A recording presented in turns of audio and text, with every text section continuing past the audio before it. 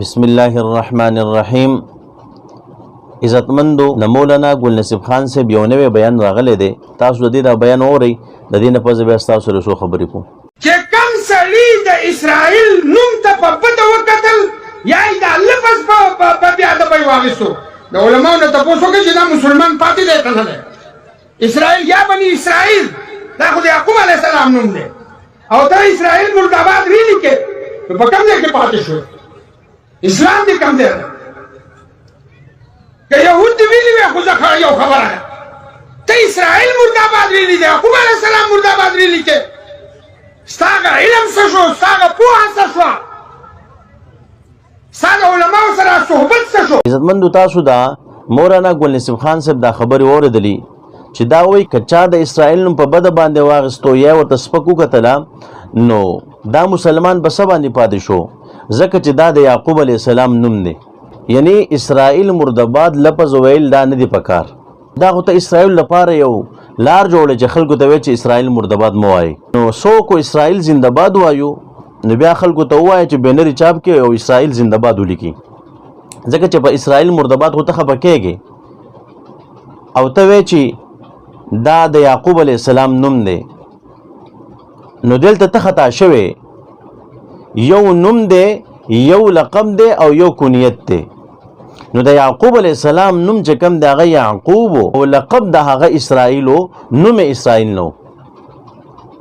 نمبر 2 مفسرین دا هم لیکي چې د اسرا معنی دا عبد او د ایل معنی الله. نو څه مقصد؟ یعنی عبد الله. نو په دغه معنی باندې خو هر انسان به عبد الله دی، د الله پاک بنده دی. نو دین مراد د مولانا صاحب یا زمونږ مراد چې کوم د هغه یعقوب علیه السلام دی او که دغه یهود دی، ځکه دغه خو عبدالله کې راځي که نه. او بل په حدیث مبارک کې راځي انما الاعمال بالنیات، د اعمالو دارومدار هغه په نیتونو سره دی. چې اوس زمونږ د اسرائیل نه مراد دغه یهود دی چې کم په دنیا کې دغه مشهور خلک دی او په مسلمانانو باندې ظلم زیاتی کوي، د مسلمانانو خلاف دی. نو چې زمونږ مراد تی دا دی، نو ته څرنګه چې کم د دې نه مراد بیا یعقوب علیه السلام بخلی. نو دا ته چې کم دی اسرائیل ته ولاره وارې او دا چې کم دی ته خلکو ته دا ویل غواړي چې اسرائیل مردباد مه وایئ، نو ستا دا خبره په 100 وجوهاتو باندې غلطه ده چې د هغې ما تا ته وضاحت وکړو چې یو خو چې کم دی د دې نه مراد دغه یهود دی، او بل دا دی چې د اعمالو دارومدار په نیتونو سره دی. بل دا د یعقوب علیه السلام نوم نه دی بلکې دای چې کم دی لقب دی. او بل دا دی چې د اسرائیل معنا عبدالله هم راځي. نو په عبدالله کې خو بیا هر انسان شامل دی. نو ګوی چې دی عبدالله نه مراد دغه یهود مراد دی، یعقوب علیه السلام ته مراد نه دی.